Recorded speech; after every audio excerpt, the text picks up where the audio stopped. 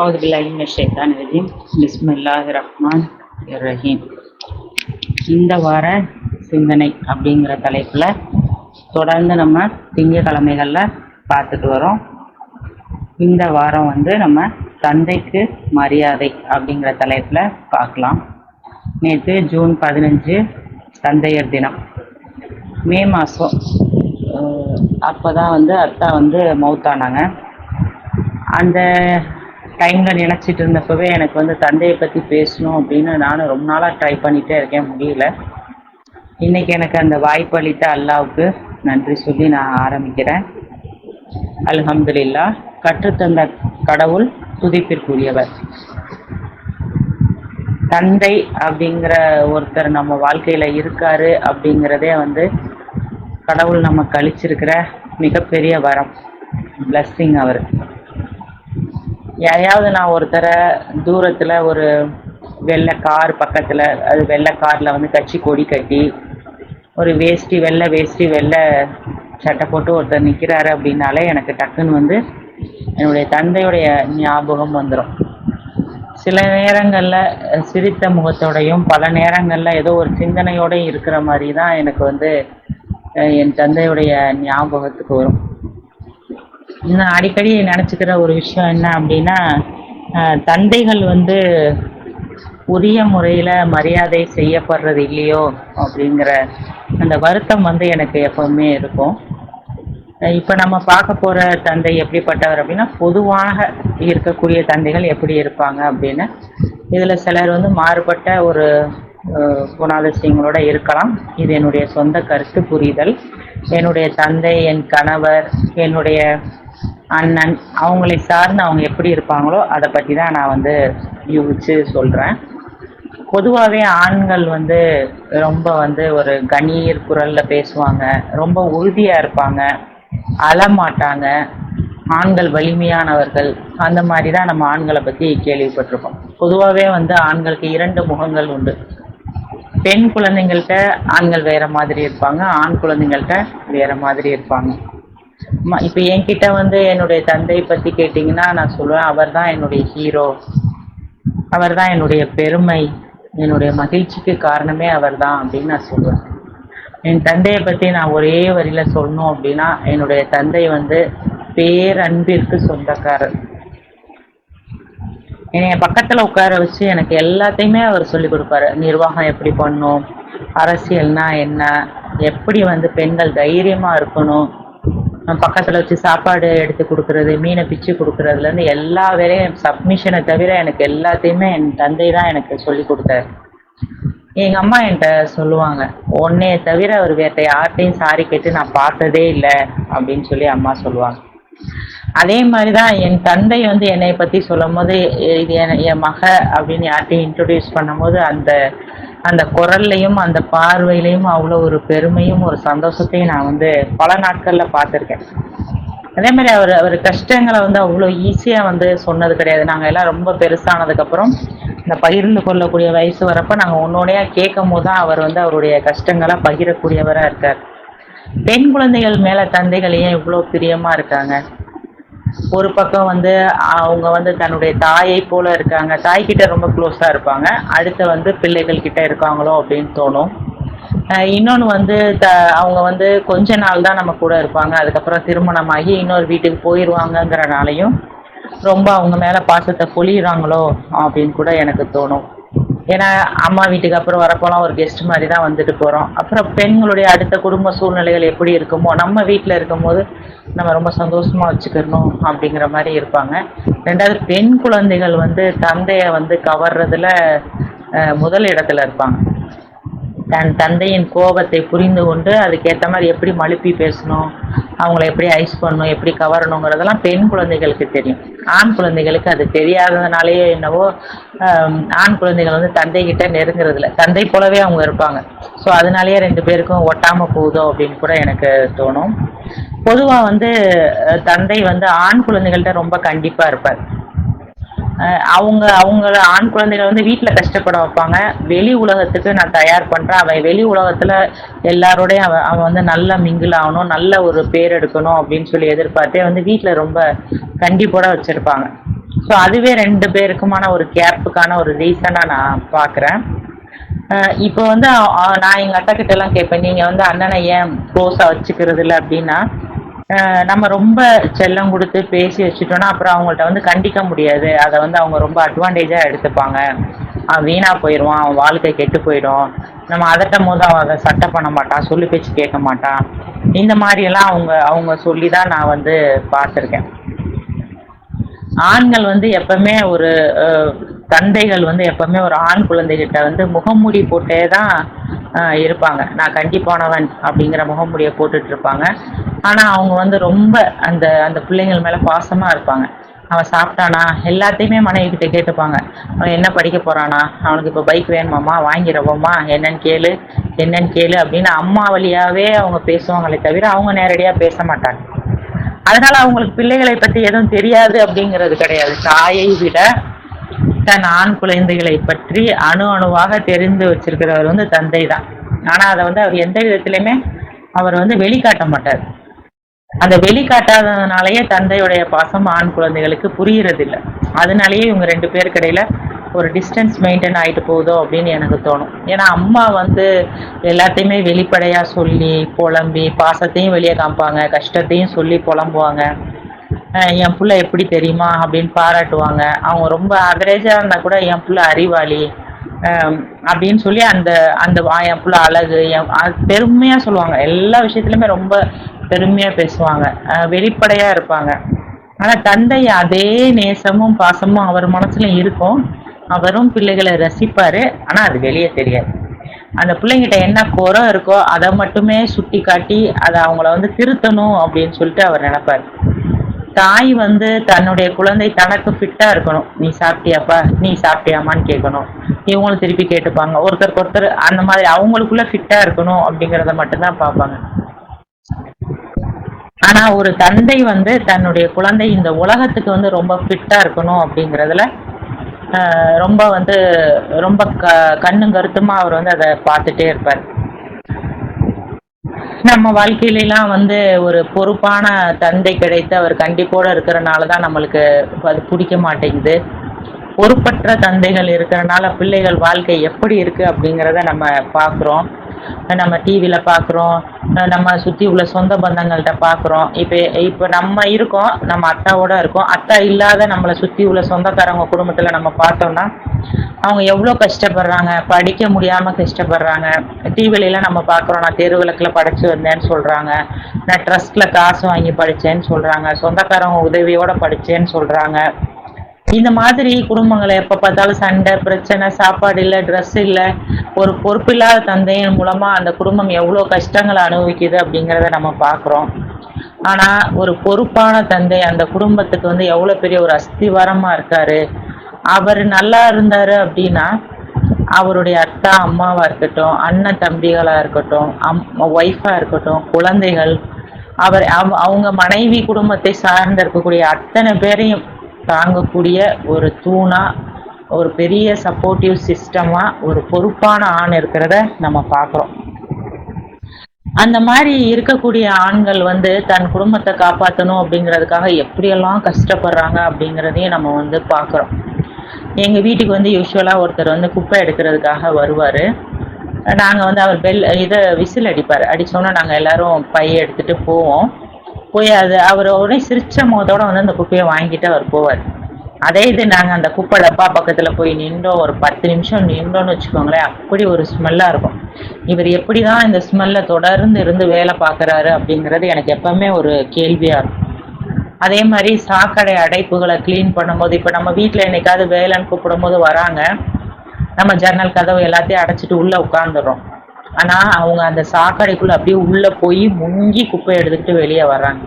அந்த சாக்கடைக்குள்ளே அவங்க எப்படி போயிட்டு வர்றாங்க, விஷவாயுலாம் தாக்குது, அவ்வளோ ஸ்மெல்லாக இருக்குது. அதை எப்படி மனசொப்பி அவங்க வந்து செய்கிறாங்க. ஒரு ட்ரெயின் போனதுக்கப்புறம் தண்ணி ஊற்றி அந்த கழிவுகளெல்லாம் க்ளீன் பண்ணுறாங்க. நான் ஊர்லேருந்து வருவேன், வரும்போது ஒரு 4:30க்கெலாம் கோயம்பேடில் இறக்கி விட்ருவாங்க. அப்படி எறும்பு மாதிரி ஆண்கள் வந்து துரு துரு துருன்னு அந்த 4:30க்கு அவ்வளோ சுறுசுறுப்பா லோடு வந்து இறங்கும், வேன்ல இருந்து வந்து அம்புட்டை இறக்கி சின்ன சின்ன வண்டிகளுக்கு அதை மாத்துறதா இருக்கட்டும், இறக்கி வைக்கிறதா இருக்கட்டும், பால் பேப்பர்ல இருந்து டீ கடைகள்ல இருந்து ஆட்டோல இருந்து அந்த 4:30க்கு அவ்வளோ சுறுசுறுப்பா இருக்கிறத நம்ம பார்க்குறோம். நம்மளுக்கு 8, 9 மணி ஆனாலும் எந்திரிக்கவே மனசு வர மாட்டேங்குது. இவங்களாம் எப்படி வந்து இப்படி உழைக்கிறாங்க அப்படிங்கிறது வந்து நம்மளுக்கு ஒரு பெரிய கேள்வியா தான் இருக்கு. ஒரு நாளைக்கு 2 நாளைக்கு நம்ம வீட்டில் பெயிண்ட் அடிக்கிறது, ரொம்ப போனால் ஒரு வாரத்துக்கு அப்படியே அந்த பெயிண்ட் ஸ்மெல்ல எனக்கு மூச்சு முட்டும். இந்த பெயிண்ட்லேயே எப்படி இவங்க இருந்து வருஷம் ஃபுல்லாக வேலை பார்க்குறாங்க. ஒரு ஹை ரைஸ் பில்டிங் இருக்குது, அதில் பார்த்தா 70 மாடி 80 மாடின்னு கயரை கட்டிட்டு அவ்வளோ வெயிலில் தொங்கிக்கிட்டு உயிருக்கு உத்தரவாதம் இல்லாமல் இவங்க எப்படி வந்து இப்படி வேலை பார்க்குறாங்க அப்படின்னு சொல்லி இப்படியே ஒரு வேளை 2 வேளை இல்லை, அவ்வளோ கஷ்டமான சொல்றதுக்கே சிரமமாக இருக்கக்கூடிய அவ்வளோ வேலைகளை அந்த ஆண்கள் வந்து தன்னை சார்ந்து இருக்கக்கூடிய தன்னுடைய குடும்பத்திற்காக, முக்கியமாக தன்னுடைய பிள்ளைகளுடைய எதிர்காலத்துக்காக தான் உழைக்கிறாங்க. இந்த இந்த உழைப்புக்கான எந்த அங்கீகாரமுமே அந்த ஆண்களுக்கு கிடைக்கிறது இல்லை. ஆனால் அவங்களும் அந்த குடும்பத்தில் வந்து எனக்கு அங்கீகாரம் வேணும், என்னை எல்லாரும் பாராட்டுங்க அப்படிங்கிறத விரும்புகிறதும் இல்லை.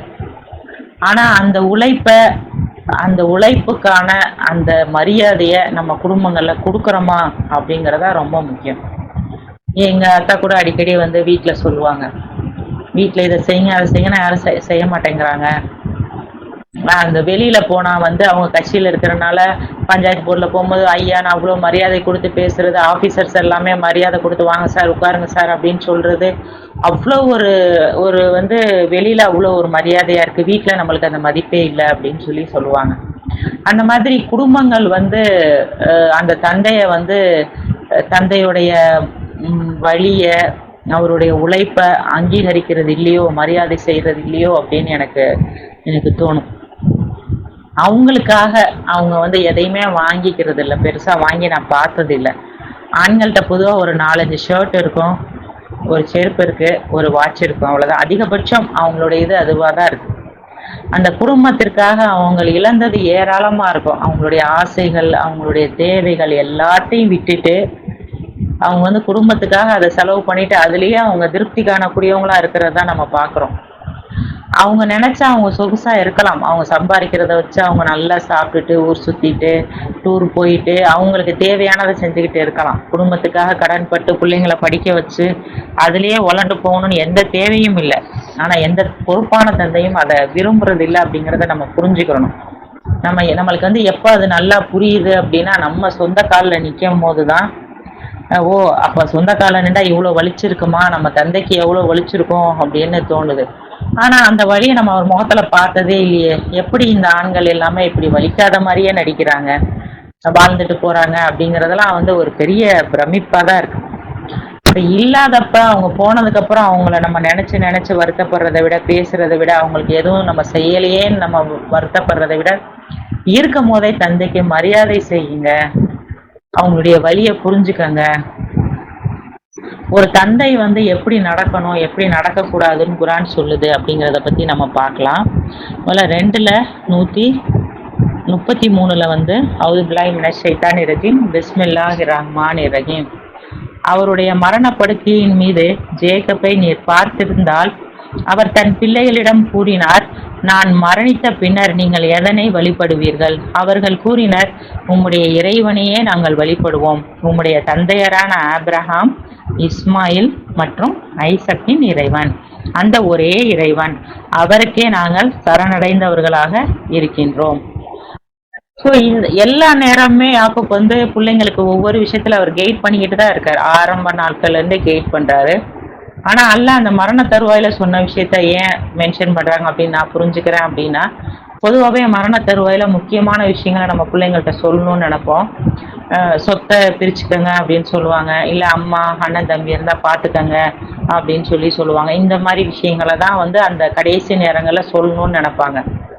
கடைசி நேரத்திலையும் ஒரு தந்தை வந்து கடவுளை மட்டும் வணங்கு அப்படின்னு சொல்றது வந்து எவ்வளவு பெரிய விஷயம். சரணடைஞ்சவங்களா நீங்க இருக்கணும், ஏன்னா அதுதான் சொர்க்கத்துக்கு கூட்டிட்டு போறதுக்கான ஒரு வழியா இருக்கு.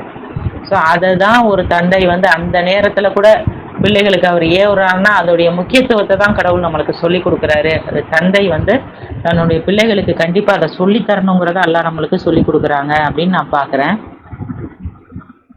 ரெண்டாவது வந்து தொடர்பு தொழுகும்படி உங்களுடைய குடும்பத்தாரை ஏவுவீராக அப்படின்னு சொல்லி எல்லாம் சொல்றாங்க. 19:55 சொல்றாங்க. அதே இதை வந்து லுக்மானும் தன்னுடைய பிள்ளைகளுக்கு அவர் சொல்றாரு. 31வது அத்தியாயத்துல அவர் பிள்ளைகளுக்கு தொடர்பு தொழுகைகளை நீங்க தொழுவுங்க அப்படின்னு சொல்லி பிள்ளைகளை சொல்றாரு. அதாவது நம்ம தான் பிள்ளைகளுக்கு ரோல் மாடல். நம்மளை பார்த்து தான் அவங்க வந்து வரணும். அப்ப நம்ம தொழுவும் போது அவங்க வந்து அதை இயல்பாவே புரிந்து செய்யக்கூடியவர்களா ஈஸியாயிடும் அவங்களுக்கு. நம்ம பிள்ளைங்க என்ன செய்யறாங்க, ஏது செய்யறாங்க, எப்படி போறாங்க நம்ம கவலையப்பட தேவையில்லை. ஏன்னா தொழுகை வந்து ஒழுக்கக்கேடு மானக்கேடுல இருந்து நம்ம பிள்ளைகளை காப்பாத்திரும் அப்படிங்கிறதுக்காக நம்ம வந்து தொழுகைய பிள்ளைங்களுக்கு கண்டிப்பா கற்றுக் கொடுக்கணுங்கிறத சொல்றாங்க.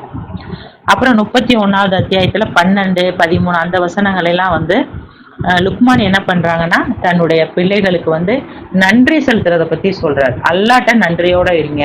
அல்லாஹ் தான் உங்களுக்கு எல்லாத்தையும் தராரு. அத்தா அம்மா எதுவும் வாங்கி தரல, அல்லாஹ் தான் தராரு. உங்களுக்கு கிடைக்காட்டாலும் அல்லாஹ் தான் தடுக்கிறாரு, கிடைச்சாலும் அல்லாஹ் தராரு. அவரை சார்ந்து இருக்கணுங்கிற அந்த நன்றி செலுத்துதலை நம்ம பிள்ளைங்களுக்கு சொல்லி கொடுக்கணும். அப்புறம் அவர் என்ன பண்றாருன்னா ஒரு ஒரு ஓட்டின் கடுகின் ஓட்டின் வித்தளவுக்கு கீழே இருந்தாலும் பாறை கீழே இருந்தாலும் அது கடவுளுக்கு வந்து தெரியாம இல்லை அப்படின்னு சொல்றதன் மூலியமா கடவுள் எப்படிப்பட்டவருங்கிறதையும் அவருடைய தன்மைகளையும் அவர் அவருடைய பிள்ளைகளுக்கு சொல்லி கொடுக்குறாரு. இது நான் வந்து ரொம்ப ரொம்ப முக்கியமான விஷயமா பாக்குறேன். அதாவது நீ வணங்கு, நீ தொழுவுன்னு சொல்றதுக்கு அவர் எப்பேற்பட்ட ரட்சகரை நம்ம வந்து வணங்குறோம் தொழுகிறோம் அப்படிங்கிறத அந்த பிள்ளைகள் முதல்ல தெரிஞ்சுக்கிறணும். அப்படிங்கிறதுக்காக நம்ம அதை சொல்லி கொடுக்கணும் அப்படிங்கிறத சொல்றாங்க. நீங்க ஆணவம் கொள்ளக்கூடாது, ரொம்ப எளிமையானவர்களா இருக்கணும், எல்லாரும் முன்னாடியும் ரொம்ப பணிவானவர்களா நடந்துக்கணும் அப்படிங்கிறத அவர் சொல்றாரு. அப்புறம் அவர் என்ன சொல்றாருன்னா இன்னல்களை எதிர்கொள்ளும் பொழுது உறுதியோட இருங்க அப்படின்னு சொல்லி சொல்றாரு. ஸோ எல்லா விஷயத்திலையுமே ஒரு ஆணுடைய பார்வைக்கும் பெண்ணுடைய பார்வைக்கும் நிறைய வித்தியாசம் இருக்கு. இப்போ உதாரணத்துக்கு சொல்லணும்னா என் பிள்ளைங்க ஒரு ட்ரெஸ் பண்ணிட்டு போறாங்கன்னா நான் சொல்லுவேன் லூஸாக போட்டுக்கோங்க, ஃபுல்லாக லென்த்தியாக போட்டுக்கோங்க, கவர்டாக போட்டுக்கோங்க அப்படின்னு தான் நான் சொல்லுவேன். ஆனால் அவர் சொல்லுவார் இந்த பேண்ட்டை போடாத அப்படிம்பார். ஏன் இதை போட வேணான்னு சொல்றீங்கன்னா அவர் சொல்லுவார் பைக்கில் போகிறாங்க காலத்துக்கு கீழே வைக்கும்போது சைடில் அது பார்த்தா நல்லா இல்லை, ரொம்ப டைட்டாக இருக்குது, வேண்டாம். ஸோ இப்படி ஒரு கோணம் இருக்குங்கிறது அவங்க சொல்லும் போது தான் நம்மளுக்கு புரியுது. அதே மாதிரி பிள்ளைங்களை வந்து வேனு ஆட்டோ இதில் தான் வந்து ஸ்கூலுக்கு அனுப்பி விட்டுட்டு இருந்தோம். ஒரு நேரத்துல ரொம்ப அது நெருக்கடி ஆயிடுச்சு, ஒழுங்கா வராம அப்புறம் இவர் எந்திரிச்சு காலையில ஒரு 7:30க்கு அவங்கள கூட்டிட்டு போக இந்த மாதிரி ரொம்ப சிரமமா இருக்கு, ஷேர் ஆட்டோவில் பழக போறேன் அப்படின்னு சொன்னாங்க. அது எப்படி பழகுவாங்க, பிள்ளைங்களுக்கு அது ரொம்ப கஷ்டமாச்சு, அதெல்லாம் வேண்டாம், எல்லாரோடையும் சேர்ந்து போறதெல்லாம் சரி வராது அப்படின்னு நான் சொன்ன டைம்ல இவர் என்ன பண்ணாருன்னா இவரே ஷேர் ஆட்டோவில் ஏற்றி கூட்டிட்டு போய் 2 ஸ்டாப்பு, இது ஒரு ஸ்டாப்பு, அடுத்த ஸ்டாப் இதுதான் ஒரு ஸ்கூல் ஸ்டாப்பு, திரும்ப மறுபடியும் சாயங்காலம் போய் அங்கேருந்து ஆட்டோவில் ஏற்றி கூட்டிட்டு வந்து இவர் பின்னாடியே பைக்கில் வருவார். இப்படியே ஒரு வாரமாக பழக்கி விட்டு அவங்க ஷேர் ஆட்டோவில் போக கற்றுக்கிட்டாங்க. அதுக்கப்புறம் அவங்க வந்து வேலைக்கு போகும்போது கவர்மெண்ட் பஸ்ஸில் எப்படி போகிறதுங்கிறத கற்றுக்கிட்டாங்க.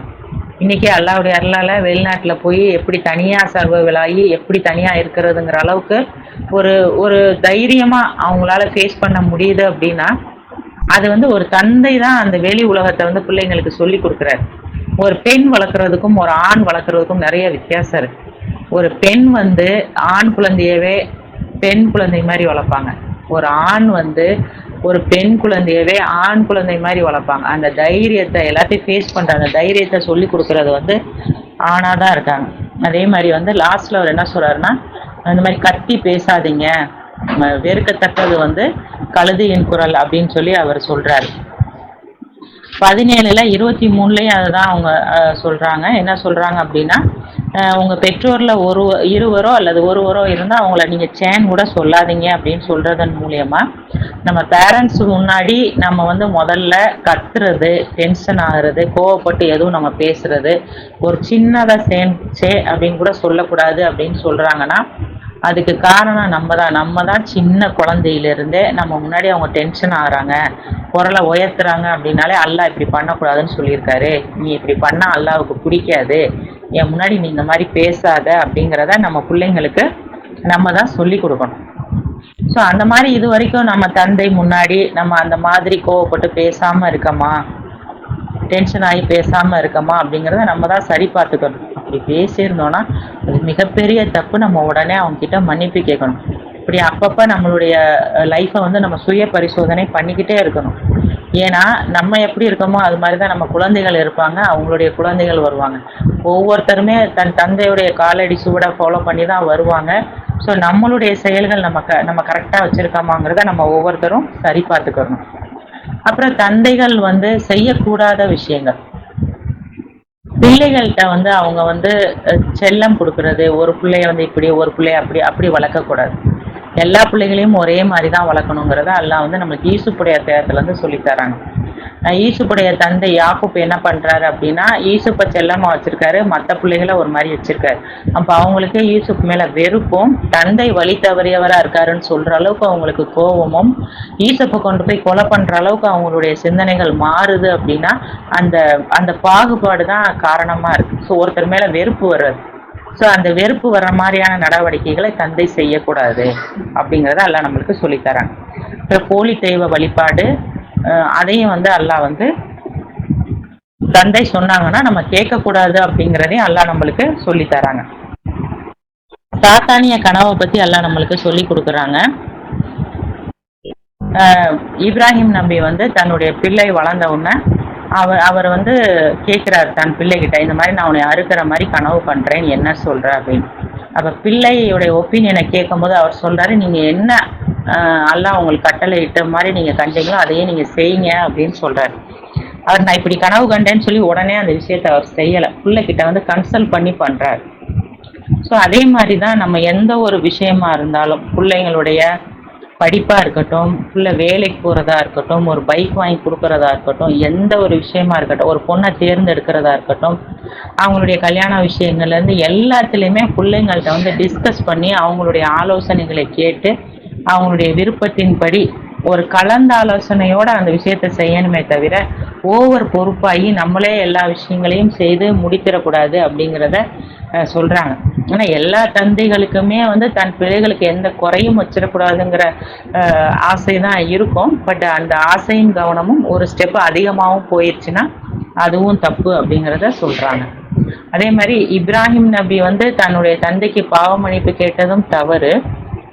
நூஹு நபி வந்து தன்னுடைய பிள்ளைய வந்து தன்னுடைய பிள்ளைக்காக அவர் கேட்கிறாரு, என் பிள்ளை தப்பு பண்ணிட்டான் மன்னிச்சிருங்க அப்படின்னு கேட்கும்போது அறியாத எந்த ஒன்றையும் நீ கேட்காத அப்படின்னு சொல்லி அல்லாஹ் தடுக்கிறாங்க. ஸோ ரெண்டு தந்தை பிள்ளைகள் விஷயத்துல ரெண்டு பேருமே பேலன்ஸ் பண்ணி சமநிலையோட போகணுங்கிறதான் அல்லாஹ் நம்மளுக்கு சொல்லி கொடுக்குறாங்க.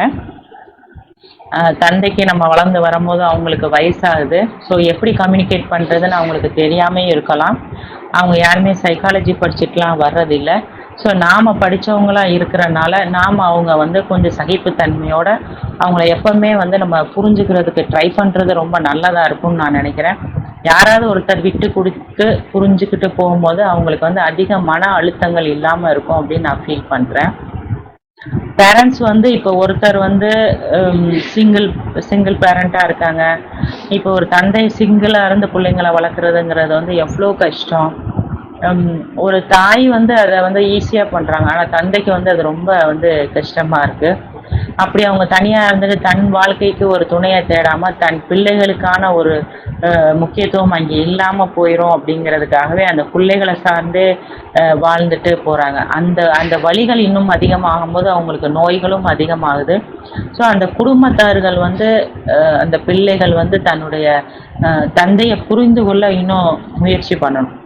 ஸோ நான் நினச்சிப்பேன், இந்த மாதிரி அதிகமான கஷ்டங்களை தாங்கி தான் அவங்க வந்து ரொம்ப இறுகி போகிறாங்களோ அப்படின்னு கூட எனக்கு தோணும். ஸோ பிள்ளைகளுக்கு கஷ்டங்களை சொல்லி வளங்க, கஷ்டங்களை புரிய வச்சு வளங்க. கஷ்டம் தெரியாமையே வளர்க்கணும்னு நினைக்காதீங்க. கஷ்டத்தை புரிஞ்சு வளர்கிற பிள்ளைங்க தான் பிற்காலத்தில் நல்லா இருப்பாங்க. அவங்க கஷ்டப்பட்டு வளர்கிறாங்களோ இல்லையோ உங்கள் கஷ்டங்களை சொல்லுங்கள். அது வந்து ஒரு அனுபவமாக, எனக்கெலாம் எங்கள் அத்தை அப்படி தான் சொல்லுவாங்க. நான் வாழ்க்கையில் எந்த கஷ்டமும் நான் பட்டதில்லை. பட் அவர் சொன்ன அந்த கஷ்டங்களுடைய வழியை நாங்கள் புரிஞ்சுக்கிட்டு அதை அனுபவமாக எடுத்துக்கிட்டு நாங்கள் வந்ததுனால அல்ஹம்துலில்லாஹ் அல்லாஹ்வுடைய அருளால் நாங்கள் நல்லபடியாக இருக்கோம். 2:20 அல்லாஹ் சொல்கிறாங்க, நீங்கள் வந்து உங்களுடைய பெற்றோரை நினைவு கூறுவதை போல அல்லது அதை விட அதிகமாக நீங்கள் வந்து கடவுளை நினைவு கூறுங்க அப்படின்னு சொல்லி சொல்கிறாங்க. ஸோ இந்த இடத்துல வந்து அல்லாஹ் பேரண்ட்ஸை வந்து அதிகமாக நினைவு கூறுங்க அப்படின்னு சொல்கிறாங்க. இதில் ஒரு கேள்வியும் வருது. இப்போ உள்ள ஜென்ரேஷன் பிள்ளைங்கள் எல்லாருமே தன்னுடைய தாய் தந்தையை நினைவு கூர்ந்துக்கிட்டே இருக்காங்களா? அதிக அன்பு இருந்தால் தான் நம்மளுக்கு அதிக நினைவு கூறுதல் இருக்கும். ஸோ நீங்கள் அதிகமாக அவங்க மேலே அன்பு செலுத்துங்க. கண்டிப்பும் ஒரு அன்பு தான். அதை நம்ம புரிஞ்சுக்கிறணும் அப்படிங்கிறது தான் நம்மளுக்கு ரொம்ப முக்கியமான ஒரு இடமா இருக்குது. ஸோ பிள்ளைங்கள்ட்ட இருந்து ஒரு சின்ன இவ்வளோத்தையும் செஞ்சிடுறத தாங்கிக்கிற ஒரு பேரண்ட்ஸ்னால தன் பிள்ளைங்கள்ட்ட இருந்து வர ஒரு சின்ன ரிஜெக்ஷனை கூட அவங்களால வந்து தாங்கிக்கிற முடியறது இல்லை. ஸோ ரிஜெக்ட் பண்ணாதீங்க அவங்கள. அவங்க அவங்க சொல்கிற விஷயங்களை புரிஞ்சுக்கிற ட்ரை பண்ணுங்க. ஏன்னா ஏழையோ பணக்காரரோ எப்படி இருந்தாலும் தந்தையை வந்து கஷ்டங்களை தாண்டி தான் வர்றாங்க. அவங்களுக்காக அவங்க ஊதாரித்தனமாக செலவழிக்கிறதில்ல, சுயநலமாக அவங்க வாழ்ந்ததில்லை. பிள்ளைகளுக்காக தான் அவங்க வந்து அவ்வளோ சிரமங்களையும் அனுபவிக்கிறாங்க. அதனால நம்மளுடைய தந்தையை வந்து நம்ம புரிஞ்சுக்கிற இன்ஷா அல்லாஹ் முயற்சி பண்ணுவோம். அல்லாஹ் சொல்றாங்க, அதை விட என்னை அதிகமாக நினைவு கூறுங்கன்னு சொல்றாங்க. நம்ம அல்லாவை அதிகமாக நினைவு கூற கூற அல்லாஹ் வந்து நம்மளுக்கு அந்த அந்த புரிதலையும் இன்ஷா அல்லாஹ் நம்மளுக்கு கண்டிப்பாக தருவாங்க. தந்தையை தாயை எப்படி நடத்தணுங்கிறத. ஸோ ஒரு பொறுப்பான தந்தை வந்து நம்ம கூட எப்பவுமே ஒரு நிழல் மாதிரி தொடர்ந்து வந்துக்கிட்டே இருக்காங்க. ஸோ அவங்கள நம்ம ரொம்ப பெருசாக கொண்டாடட்டாலும் பரவாயில்லை. அவங்களுடைய அந்த தியாகத்தை உழைப்பை நம்ம வந்து அவங்களுக்கு மரியாதை செய்யணும். நீங்கள் சம்பாதிக்கும் பொழுது அவங்களுக்கு பிடிச்சதை நீங்கள் அவங்களுக்கு வாங்கி கொடுங்க. அவங்க பிள்ளைங்கள்ட்ட எதையுமே எதிர்பார்க்க மாட்டாங்க. அவன் நல்லா இருந்தால் போதும் அப்படின்னு தான் சொல்லுவாங்க. பட் அதை வாங்கி கொடுக்கும்போது கண்டிப்பாக அவங்க மனசு வந்து சந்தோஷப்படும். நம்ம இன்னைக்கு வாழ்க்கையில் நம்ம எந்த கஷ்டமுமே நம்ம வந்து தெரியாமல் நம்ம நல்லபடியாக வாழ்ந்திருக்கோம் அப்படின்னா அதுக்கு பின்னாடி அவங்களுடைய அர்ப்பணிப்பு அவ்வளோ பெருசாக இருக்குது. கடவுள் அருளால் நமக்கு வந்து அல்லாஹ் அந்த மாதிரி வாழ்க்கைக்கு வழிகாட்டியாக ஒரு தந்தையை தந்ததற்காக, தோள் கொடுக்கும் ஒரு தோழனா தந்தை இருந்ததற்கு, ஈடு செய்ய முடியாத ஒரு உறவா நம்ம நேசத்திற்குரிய நம்மளுடைய தந்தையை வந்து நம்ம நேசிக்கணும். தெய்வம் எல்லாம் தோற்று போவோம் அப்படிலாம் பாட்டு பாடுவாங்க.